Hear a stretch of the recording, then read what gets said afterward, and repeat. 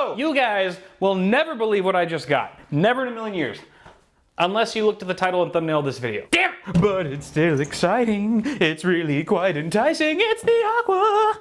X570 Aqua from AsRock, and today we're gonna be unboxing it. Woohoo! I cannot believe they sent me one of these. This is a $999 board, and they only made 999 of them. So I should probably stop hitting it. But today we're gonna give it an unboxing and take a second look, because I already looked at this at Computex earlier this year, but we're gonna take a closer look at it now that we have it here in the studio. Let's do it! Da-dum, da-dum.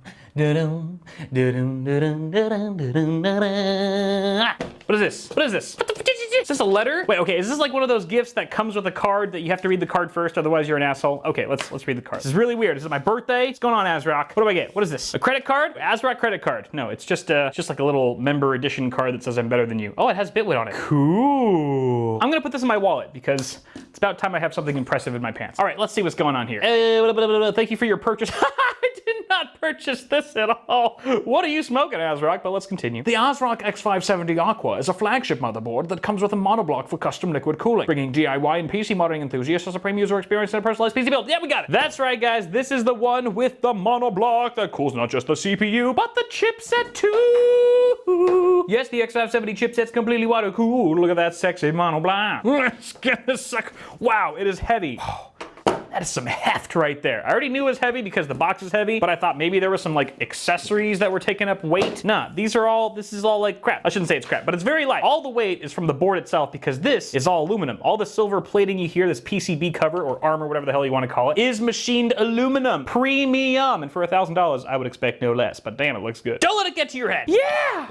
Baby! Now this monoblock's actually a pretty big deal because a lot of the X570 boards that are currently on the market have active cooling solutions for the chipset, which means they actually have a physical fan. Sometimes they're loud, sometimes they're not, but it is a moving part nonetheless, and moving parts are bound to fail in some way at some point. There are a couple X570 boards out there that are passively cooling their chipsets with massive heat sinks, but that's not very common. This takes it to a whole other level with a custom liquid-cooled monoblock. It's got G1/4" threads, inlet and outlet, customizable RGB lighting all around, and as I already mentioned, a fully aluminum exterior. Now bear in mind the monoblock not only cools the chipset, but the CPU and the VRM as well, which is, dare I say, cool. Speaking of the VRM, we have 14 phase power. 14 phases. That's 12 plus 2, 60 amp chokes for clean, stable power, super reliable, 12K Nichicon black caps. It seems on paper at least that AsRock spared no expense when it comes to power delivery on this board. Power, power, power, power, power, power. Standard 12 volt 24 pin ATX connector right there on the right in its usual location, and an 8-pin and a 4-pin connector for your Ryzen 3000 series CPU. Oh, and I didn't even check which number I got. Oh wait, it doesn't have a number, it just says Bitwit. You know, I'm just gonna pretend this is board number 1 and I'm the first person on their list. That sounds believable. The memory! We have quad channel memory support, 4 DIMM slots supporting DDR4 sticks up to 5,000 megahertz. If I ever get a 5000 kit working in here, I'll do a separate video and test it out for you guys. Not 1, not 2, but 3 PCIe Gen 4 by 16 slots. There you go. We also have a triplet of PCIe Gen 2 by 1 slots and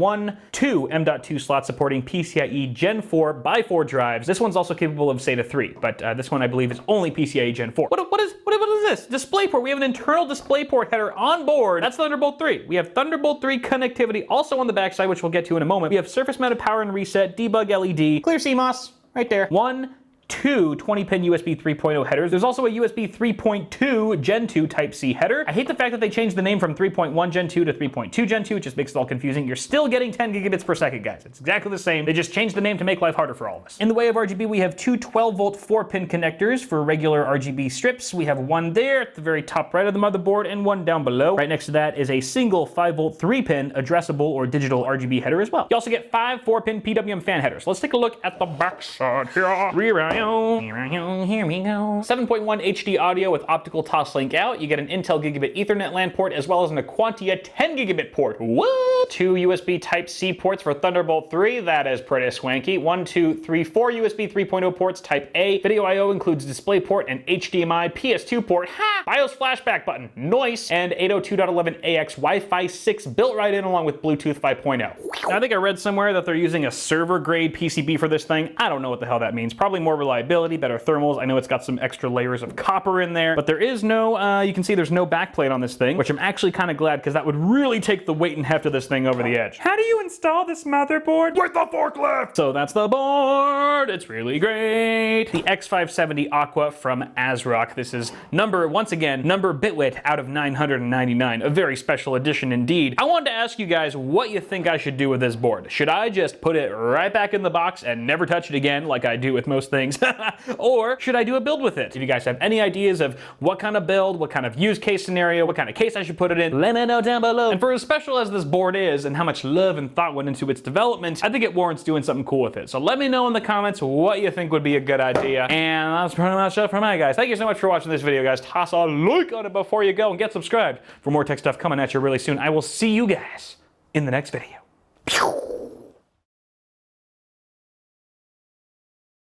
Oh, how I love you, Aqua board. You make me feel like a tech lord when I mount you in my case of steel. That monoblock's got some sex appeal, baby. So many phases to electrify. You make a wallet wanna suicide. X570 Aqua. Yeah. Whoa.